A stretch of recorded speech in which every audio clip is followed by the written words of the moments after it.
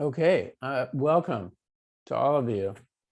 I'm looking at this huge crowd for some rising poets. My name's Elliot Shane.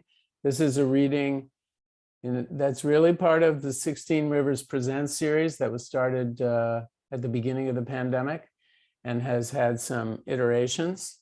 And this is the latest one. And I think we all know Murray and Ken and Lynn and a few other key people were so central to bringing this to us today and to the world. 16 Rivers Press is a nonprofit. We're in the Bay Area. It's a cooperative, a collective. So everyone in the press works for the press, and it's a very interesting model. It was founded in 1999. And some of the people who founded it are still with us, still working. And it's a pretty interesting organization. And we have a great website. Thank you, Stella. And we have a YouTube channel. And we have mailing lists. And there's a lot of ways you can stay apprised of what we're doing. I have worked with teens for 28 years in a high school and 20 years as a psychotherapist. So I know about teens, and I just want to say how grateful I am to be doing this and to have those of you young people who are with us. You have no idea how grateful I actually feel. And I would love to just say, you are the eyes of the future. You're the heart when young. You're the human spirit supple when we let it be. And to our purpose today, you are usually keenly aware of both justice and injustice, hypocrisy and truth. And those clear-eyed assessments of what's going on around us make you so valuable to have here today and part of the larger conversation, which will continue with you, I hope, and this press. So for more about the whole project, I'm going to turn it over to Murray and let him take it from here. So Murray? Yeah, can you hear me? Yep. Hi, everybody. Thank you so much for coming. I've been looking so forward to hearing these poets today. I've been reading their poems for the last 6 weeks, and just so excited to meet them on screen and to hear them read. I have a few things I want to say about the project before we get into the reading. I need to thank a few people who helped us put this project together and who supported us along the way. First and foremost, San Francisco poet Ken Haas, a real friend of the press, who helped us secure the grants, which have allowed us to create the anthology, America, We Call Your Name, which was the book which we essentially triggered the contest. And with grants that followed the original grant, we were able to place the book in schools, in prisons, and eventually into the hands of the young poets who entered our contest. I want to thank as well Peggy Simmons and Sharon McKellar at the Oakland Library, the Teen Services Program, who helped me think about this project, how we might put it together, and who really helped us spread the word. And the 40 plus teachers around the country, who on top of all they've had to deal with in the past 2 crazy years, have found ways to use this book in their classrooms, both real and virtual, and who passed along the call for the contest to their students. Deep thanks to those students and to the press members who worked with me on this: Stella Baratlis, Patrick Cahill, Jerry Fleming, Lynn Knight, Carolyn Miller, Matt Monty, Elliot Shane, Ellen Wicks, Joe Zaccardi. Deep thanks. Elliot, can you screen share the cover now of the book? This is the book which started this project. The contest was open to the first 100 teenagers who entered, each of whom was mailed, thanks to our grant, a free copy of the book, along with a letter from the press asking the entrants to read around in the book to find a poem which spoke to them, and then to write a poem of their own that was in some way in conversation with the poem in the book. The book itself was structured as a conversation between poets writing during times of political and social crisis. We had gathered poems in two ways. First, from an open call that went out nationally in the spring following the 2016 election, and also by asking the poet members of the press to nominate poems from other times, other periods of crisis in the history of Western and Eastern civilization, which seemed to them to speak to this moment that we're in. In this way, the book is a weave of voices, and it was our hope that the contest would extend that conversation. What, we wondered, in response to this book and these times, do young poets have to say? Okay, you can take that down, Elliot. And I guess I'd like to say that when the contest closed in November and we began to read the poems, we were moved and thrilled and really just blown away by what we saw. It was so exciting. By mid-January, we had picked 14 poems to celebrate today, 8 by our finalists and 6 by the winners who we'll hear today. I want to include here a note saying that a way this project is going to move forward is that we're planning to publish a chapbook later this year with all 14 of the poems in it. And that will be a companion to the anthology. And how we're intending to use that, we'll have more to say after the reading. But now I want to call out the names of the finalists of our contest. If you could screen share page number 2. Sure. Yeah, you'll see. No, not that one. That's coming up at the end. Number 2, list of the finalists. This, right? And then you'll have to scroll down. There's Stephanie Belger, Mill Valley, California, for the poem Quilt. Veronica Chen, San Gabriel, California, for An Awfully Big Adventure.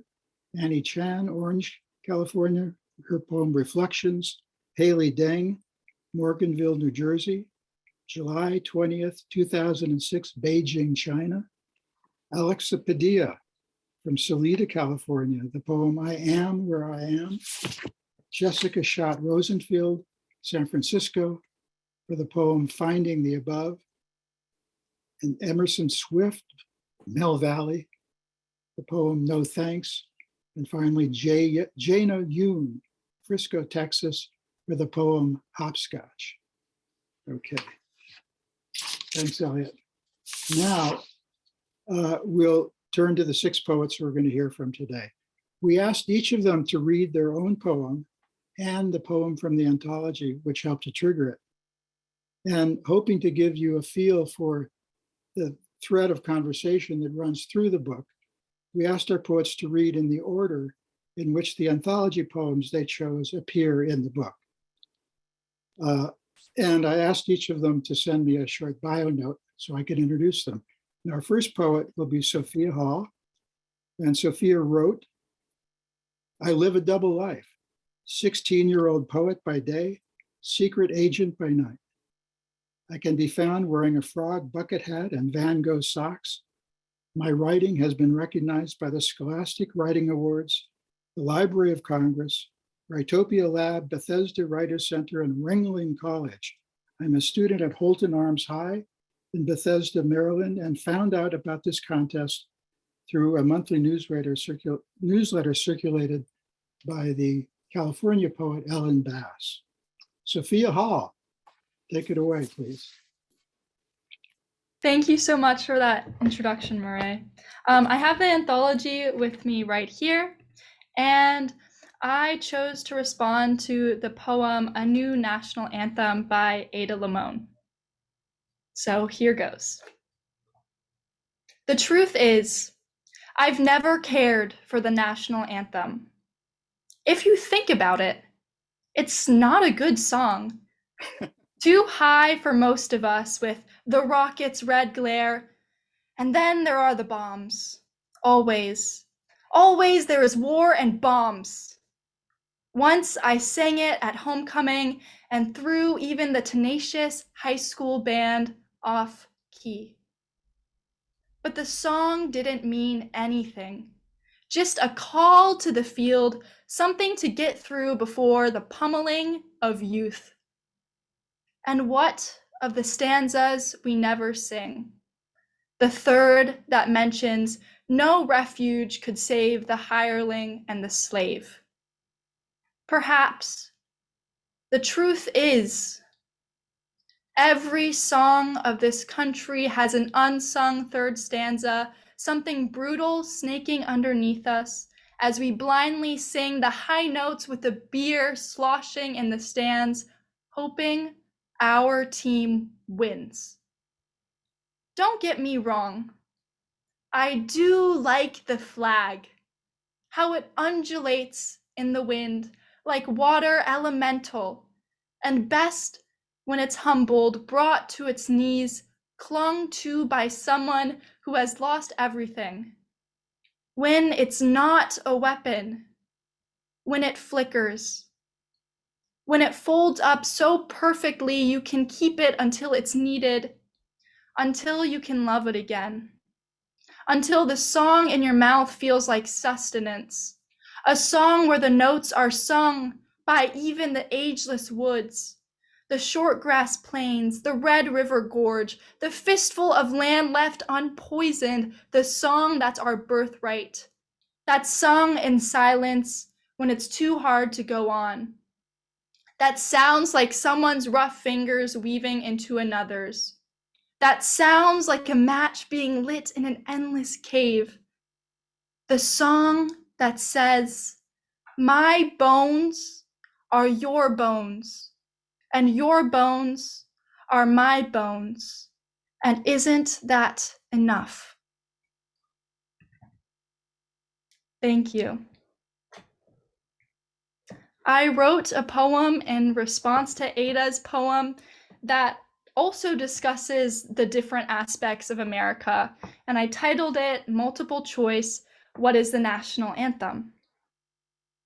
In my poem, I chose 4-letter answers to describe what the national anthem is, with the first letter answer inspired by Ada's poem with the homecoming and the high school band and the sloshing of beer and the idea of the song and sustenance.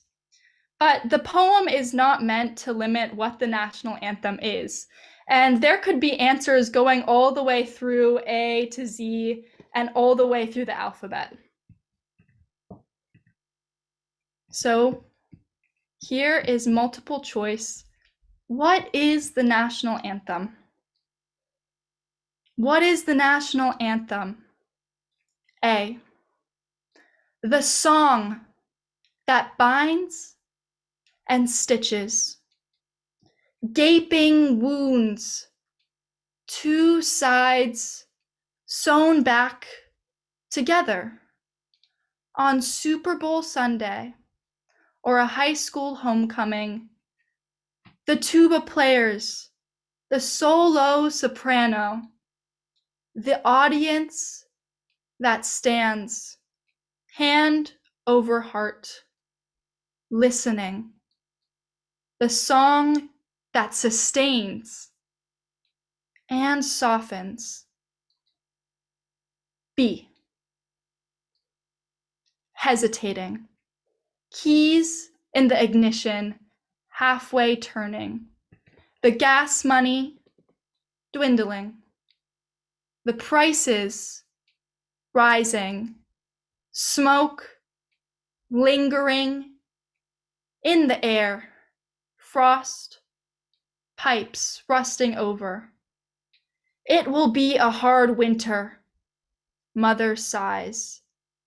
Bundle up, you notice your bare toe peeking out from the black sock. C, bang, chanting. No justice, no peace. Bang! There are riots, says the news. Bang! Insurrection. The glass storefronts in Georgetown boarded up. Bang! Parkland. Nail salons, gay bars. Bang! Say their names. George, Brianna, Ahmad, Tamir. Bang! D, my grandmother cooking in the kitchen today. every day. There is soup, chicken, simmering there on the stove. Here is a bowl. Take a spoonful. Smell. Garlic rising. Potatoes thick, warming. Onion down the throat. Eat more. There is plenty to share. Thank you. Thank you, Sophia. Wonderful. I'm going to pick D on that choice, multiple choice. And the poem, the Ada Limon poem, is the beginning of our anthology, right up at the beginning. So it just feels so right to start with that poem today, like the anthem to begin our gathering. Our next poet is Layla Jackson. Layla is a 17-year-old poet from Washington, D.C., has won several regional awards for poems, including Scholastic Silver and Gold Keys and an American Voice nomination. Layla is a student at Georgetown Day High School in DC and writes, I enjoy reading and boba tea, learned about the contest through a writing intensive that I participated in at Simon's Rock in Bard College. Layla Jackson. Hi, I'm Layla. I read this anthology. I also have the anthology, like a copy of it right here, just like Sophia. And I chose to respond to the poem A Bathe with Burning City by Ocean Vuong. So I'll read that one first before I go into mine. A Bathe with Burning City. South Vietnam, April 29th, 1975. Armed Forces Radio played Irving Berlin's White Christmas as a code to begin Operation Frequent Wind, the ultimate evacuation of American civilians and Vietnamese refugees by helicopter during the fall of Saigon. Milk flower petals on the street like pieces of a girl's dress. May your days be merry and bright. He fills a teacup with champagne, brings it to her lips. Open, he says. She opens. Outside, a soldier spits out his cigarette as footsteps fill the square like stones fallen from the sky. May all your Christmases be white as the traffic guard unstraps his holster. His fingers running the hem of her white dress, a single candle, their shadows, 2 wicks. A military truck speeds through the intersection, the sound of children shrieking inside, a bicycle hurled through a store window. When the dust rises, a black dog lies panting in the road, its hind legs crushed into the shine of a white Christmas. On the bedstand, a sprig of magnolia expands like a secret heard for the first time. The treetops glisten and children listen. The chief of police face down in a pool of Coca-Cola, a palm-sized photo of his father soaking beside his left ear. The song moving through the city like a widow. A white, I'm dreaming of a curtain of snow falling from her shoulders, snow scraping against the window, snow shredded with gunfire, red sky, snow on the tanks rolling over the city walls, a helicopter lifting the living just out of reach. The city's so white, it is ready for ink. The radio saying, run, run, run, milk flower petals on a black dog like pieces of a girl's dress. May your days be merry and bright. She is saying something neither of them can hear. The hotel rocks beneath them, the bed a field of ice. Don't worry, he says, as the first shell flashes their faces. My brothers have won the war, and tomorrow the lights go out. I'm dreaming to hear sleigh bells in the snow. In the square below, a nun on fire runs silently toward her god. Open, he says. She opens. So that's his poem, which I read and I was really instantly like taken. I was really taken by it. I was drawn to its like vivid imagery, descriptions, and I really love poetry that seeks to paint a picture with a meaning lying like right there. And this poem was one of the most like one of my favorite examples of this kind of style that I've ever read. And I really loved how its meaning was based in this like real historical event that had like personal cultural significance to Ocean Vuong. It might not have like literally affected him, but it was still really striking to read and hear about. And I read this and I kind of felt the same way during the summer of 2020, which is when all of these like racial justice things were happening. And there was a lot of helplessness and feeling as though there was nothing I could do about all the violence I saw. And so I wanted to channel that feeling into my poem, which is called Pragma for Country on Fire. So I'll read that one next. America, evening of May 29th, 2020. Protests for police brutality spread nationally after the murder of George Floyd in Minneapolis a few days prior. The protests are met with further violence from police and the National Guard. I am 15. There is smoke. My mother microwaves fried rice and eats, forkfuls disappearing between her lips. Crazy, she says slowly. I think I might be dreaming.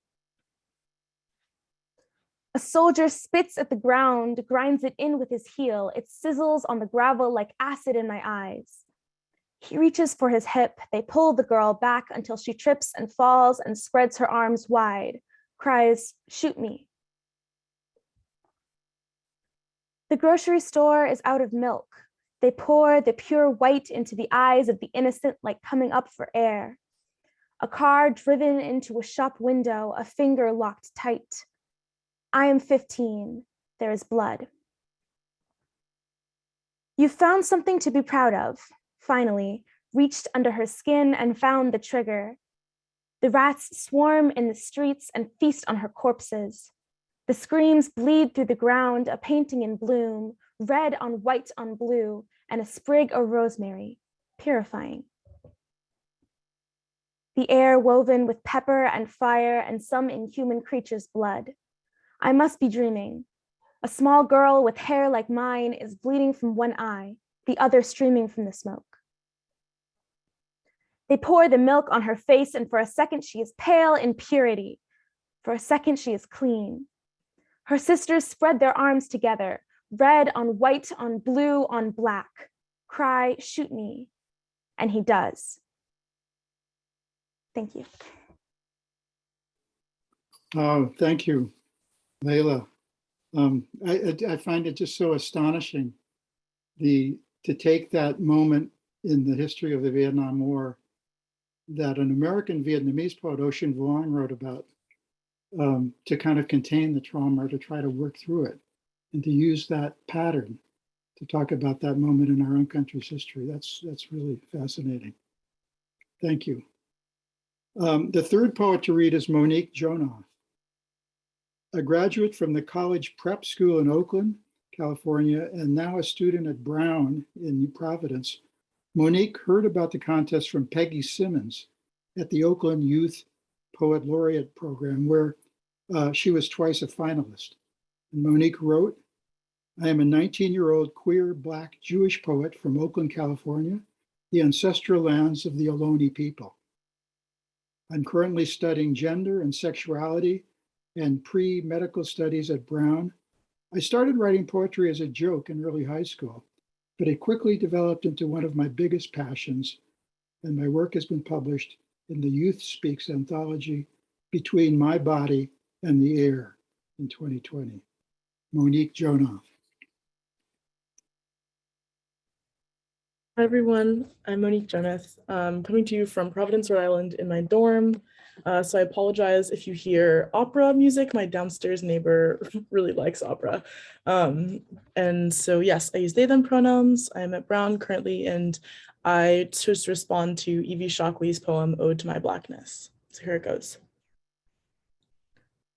You are my shelter from the storm and the storm, my anchor and the troubled sea.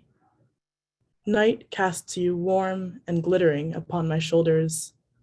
Some would say you give off no heat. Some folks can't see beyond the closest star. You are the tunnel John Henry died to carve. I see the light at the end of you, the beginning. I dig down deep, and there you are, at the root of my blues. You're all thick and dark, enveloping the root of my blues. Seem like it's so hard to let you go when I got nothing to lose. Without you, I would just be a self of my former shadow. So I personally find that poetry is a very helpful way of distilling tangled feelings down to their essence. And because of my position as a young Black queer person, I've never had the option of not thinking about my identity. It's been present for as long as I can remember. And so that's part of why this poem caught my eye when I was flipping through the anthology. And I was just really struck by this poem because it was addressing this whiplash I feel between this deep, deep love for my Blackness, but also this simultaneous fear that comes from, walking around afraid because of it. And I was also just blown away by the language and the concrete formal elements of this piece. And so I did my best to work in tandem with them. And this is my response called Unsent Letter to My Blackness. Dearest Blackness, I cannot think of you without thinking of light. When it hits us, it doesn't shatter. You made us a people who can hold on to light, to line ourselves with purling moon and become iridescent bodies. I sometimes wonder when the holder of something becomes the origin. Because they told me you were where I went wrong, told me to look in the mirror and see nothing but worthless scrawl where my eyes should be. I look around and see your warmth from our chests emanating in a language we do not speak but understand. Thank you.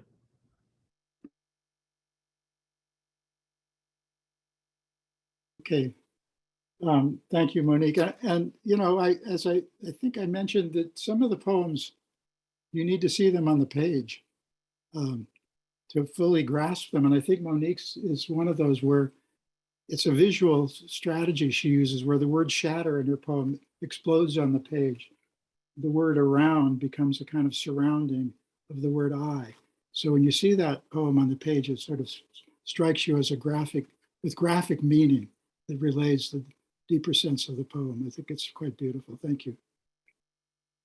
And also in the anthology, that poem by Evie is right in the middle in the section called Jubilee Blues, which is on the legacy of racism in this country. And it's followed in the anthology by a poem that was written in response to, in fact, in real conversation with Evie's poem called Ode to My Whiteness by Sharon Olds. The fourth poet to read today will be Jaboni Gloystein. Jaboni is currently a first-year student at the Academy of Art University in San Francisco, studying communications. Jaboni wrote to me, I first realized I loved poetry and writing in elementary school when I was the only one who wanted to memorize and recite Shel Silverstein poems for class. I fostered my love for writing in the creative writing program at my high school and continue to write and share my work after graduating in 2021. My poetry typically centers around family and identity. Jaboni heard about the contest from her high school creative writing teacher, Rebecca Pollack. So Rebecca, if you're here, thank you. Jaboni Gloystein, take it away. Thank you. So I will start with the poem that I chose, On Setting a Migrant Goose Free by Po Chu-i. Snows heavy at Shenyang this 10th year winter. River water spawns ice, tree branches break and fall, and hungry birds flock east and west by the hundred. A migrant goose crying starvation loudest among them. Pecking through snow for grass, sleeping nights on ice, its cold wings lumber slower and slower up into flight, and soon it's tangled in a river boy's net, carried away snug in his arms and put for sale alive in the market. Once a man of the north, I'm accused and exiled here. Man and bird, though different, were both visitors, and it hurts a visiting man to see a visiting bird's pain. So I pay the ransom and set you free. Goose, oh soaring goose, rising into clouds, where will you fly now? Don't fly northwest. That's the last place you should go. There in Huaishi, rebels still loose, there's no peace. Just a million armored soldiers, long massed for battle. Imperial and rebel armies, grown old, facing each other. Starved and exhausted, they'd love to get a hold of you, those soldiers. They'd shoot you down and have a feast, then pluck your wings clean to feather their arrows. So, when I first flipped through the anthology, that poem really struck me. I loved the comparison of the narrator to the bird and the implications of that. And I kind of took it and compared it to a different situation in my life.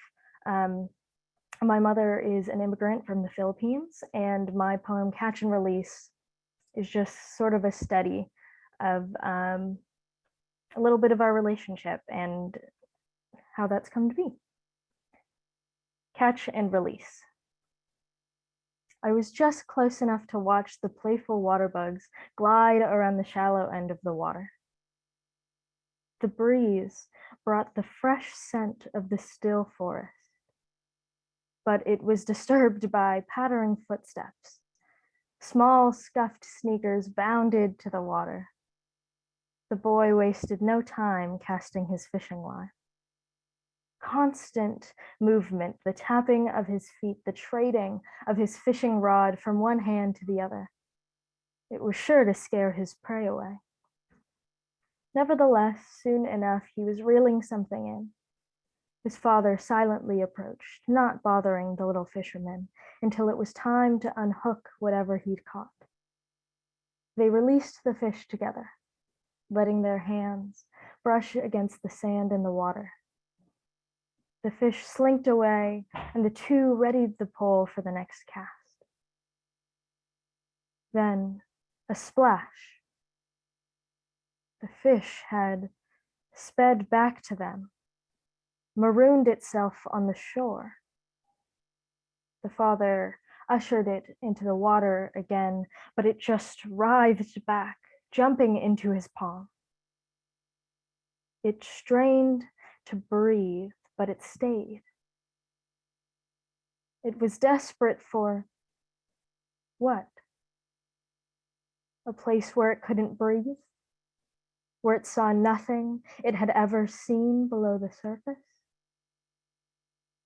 It wanted so miserably to leave the place where it was safe, where it had always been.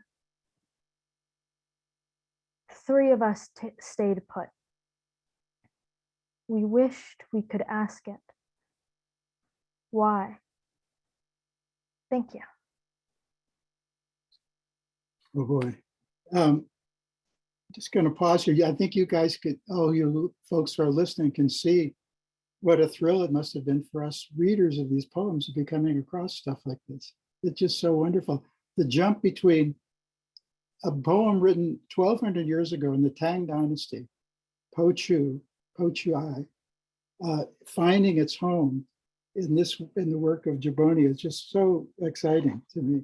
And I learned from one of our poets in our press, Joe Zaccardi, that the figure of the migrant goose is a figure of hope, and that a message will be delivered to someone who's out of reach, a lost soul.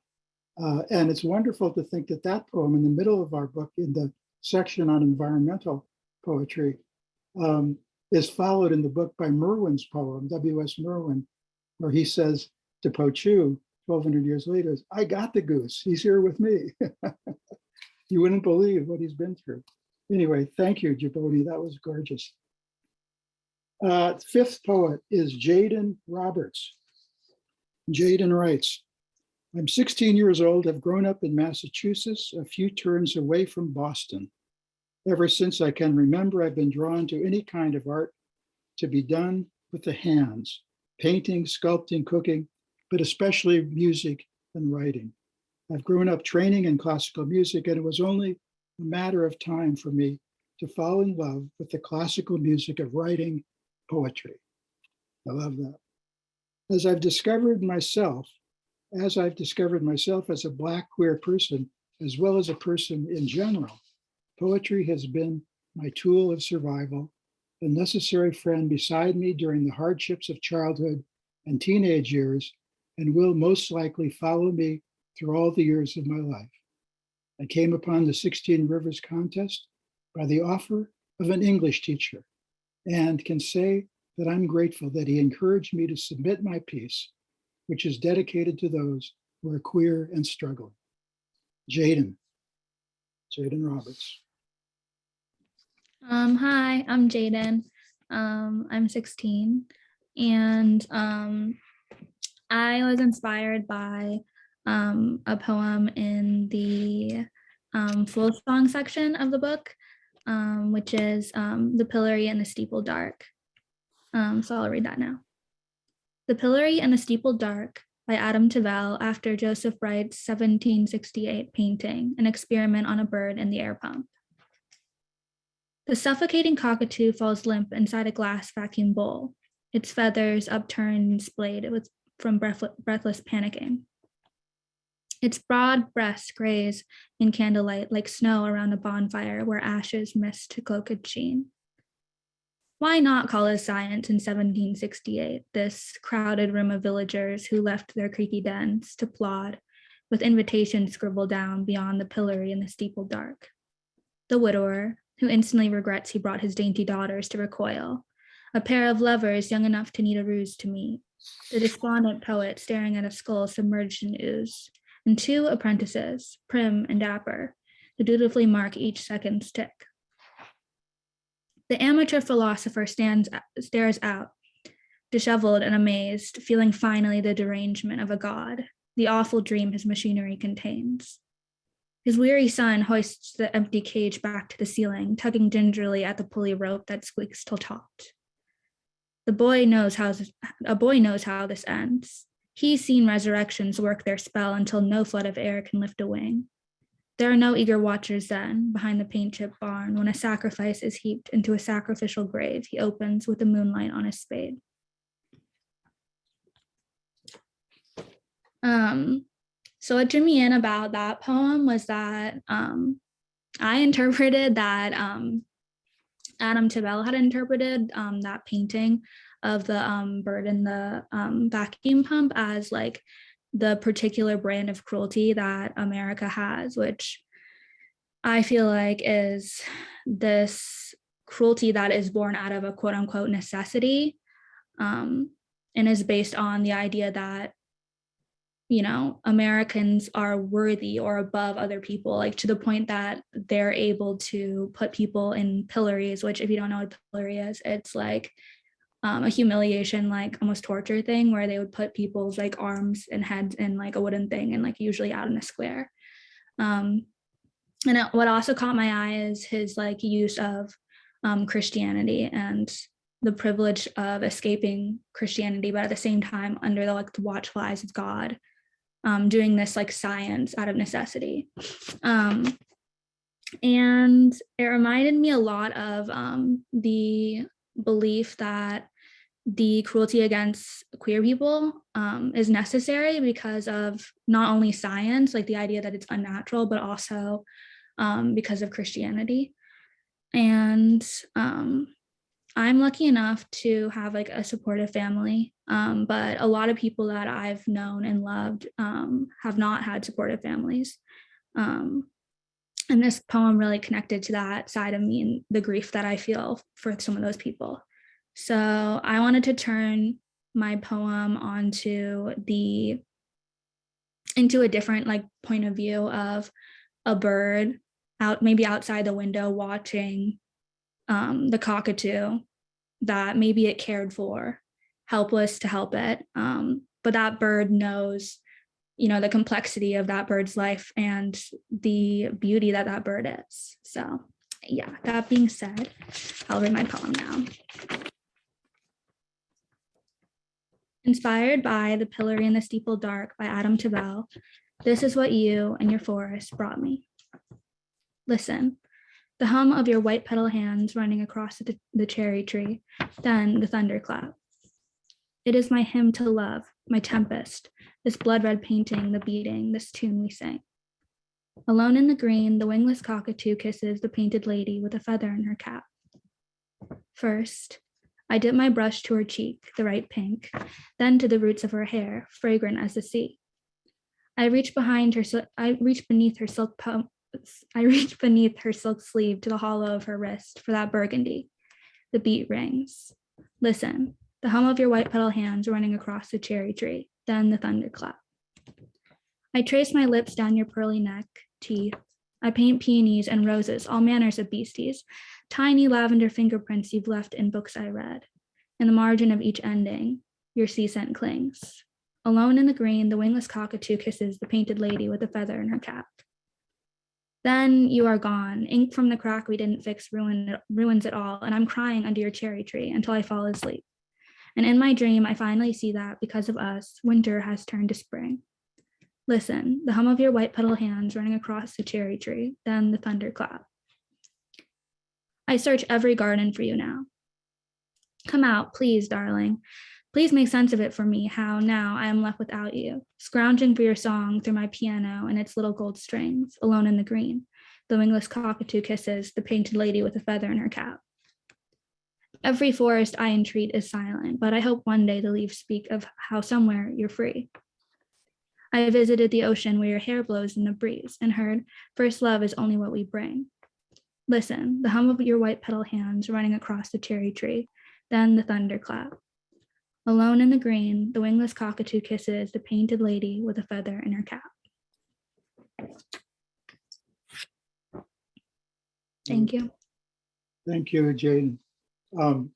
Again, the leap from that Adam Tavell poem to this completely lush and open depiction of nature is it's such a fantastic imaginative moment.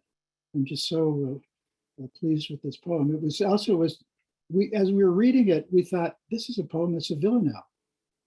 It's like working in the form of something that is holding together this very richly elaborated language into a formal structure. I thought that was such a daring thing to try and such an interesting response to Adam's poem. Thank you. Jaden. The last poet is Annalise Simons. Annalise wrote, I use she, they pronouns, and I'm a queer, disabled Jewish writer from New Jersey. There were a lot of things I didn't know how to say growing up, which might be why I like to play with words so much now. And again, I love that. Annalise, that's something many of us could say very, speaks for many poets. And she goes on, my high school is East Brunswick High in East Brunswick, New Jersey. I found out about the contest through the 2021 Bard College at Simon's Rock Young Writers Workshop, which we're remembering now is the same workshop that Layla had attended. So that sounds like a very fruitful place to study poetry. Annalise Simons, you here? Thank you. The poem that I was inspired by in the anthology is called Executive Order. It's by a woman named Susanna Lang. Executive Order. When a man is held at the airport because our borders closed while his plane was still in the air, the tumblers in our locks fall out of alignment, and our front doors refuse entrance to our keys. When the man held at the airport is not allowed to speak with a lawyer, the keys break off in our back doors. There are no locksmiths available, though we call every number we can find. When the man's son stirs in his sleep, 1,600 miles away from the airport where his father now waits for a return flight, our first floor windows paint themselves shut, and wrought iron bars install themselves over the glass. When the man is put on a plane back to the place where officials wait to escort him to prison, We sit on our front stoops, the January wind finding the skin where our sleeves do not quite meet our gloves. I think that the reason this poem caught my eye is because Susanna Lang captures the unique power of the news, which is that it can bring you to a feeling of terror that is strange when you're not able to experience it firsthand. And the way she describes body language to communicate that helplessness, that powerless to stop something, is very powerful. I spent January 6th, 2021 glued to my TV. News report is about that terror that I felt. News report. I don't remember when I started blowing on my hands. To me, it was just the next bullet point in a long history of mysteriously unacceptable movements soldered poorly into my neurology. But it's been years now, and it hasn't left. Why do you do that? Asked my mother once. I don't know, I said, and most of me didn't. But inexorably, I watched the news and violent hands battering through the Capitol doors plunged Peregrine quick into fires raging. Did they ever stop? The hospital chair plastic of consciousness, 4.5 million global deaths. To find that I am, once again, blowing on my hands. Thank you. Thank you, Annalise. Yeah, that again, you've turned the executive order poem into a poem. You've made poetry a kind of incantation that we can use. All of us need to in response to watching the daily news. It works like that, and I'm so grateful for that. Particularly that line. Well, there's several things. The plunge Peregrine quick into. Then that cryon of news flying, flashing across. Incredible. Thank you. That's the end of our reading today. Elliot, can you flash now the let me ask that. Wait, before you do that, can we unmute everybody and give a round of applause to the 6 poets and the 8 finalists? Is that possible?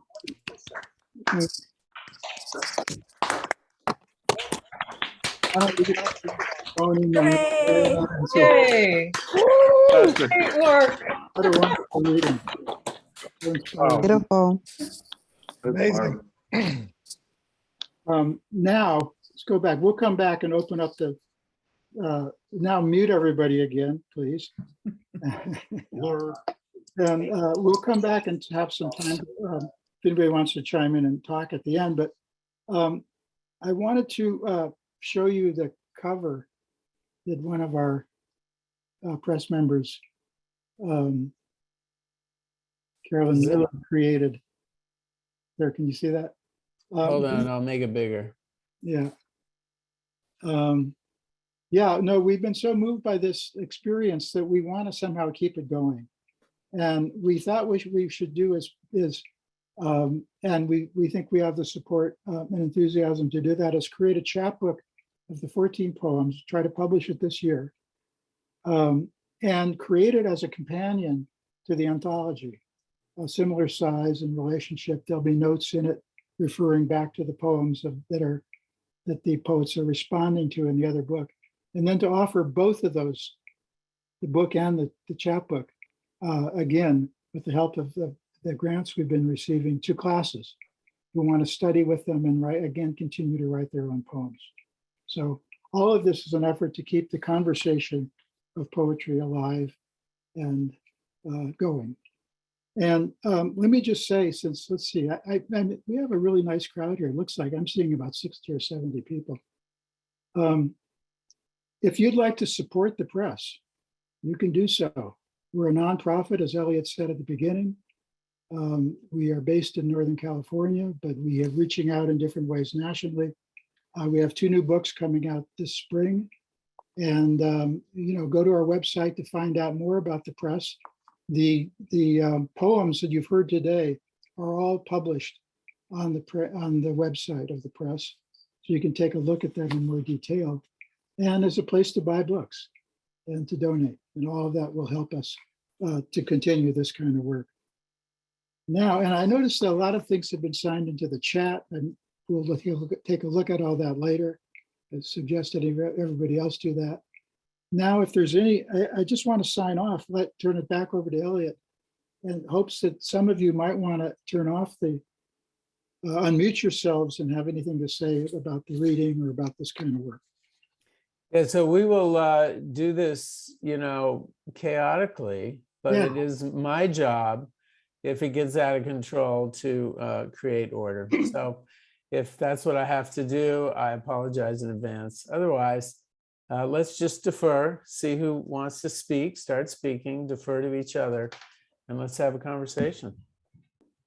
Elliot, I want to ask if it's okay if I stop the recording at this point, or would you like me to keep on running the recording? Well, why don't you ask Murray? No, I think it's a good idea to stop it now. Okay. And we should say that we have a channel, 16 Rivers Press, on YouTube, and this reading will be posted there if some of the folks who wanted to come couldn't make it. I'll post the link to our channel.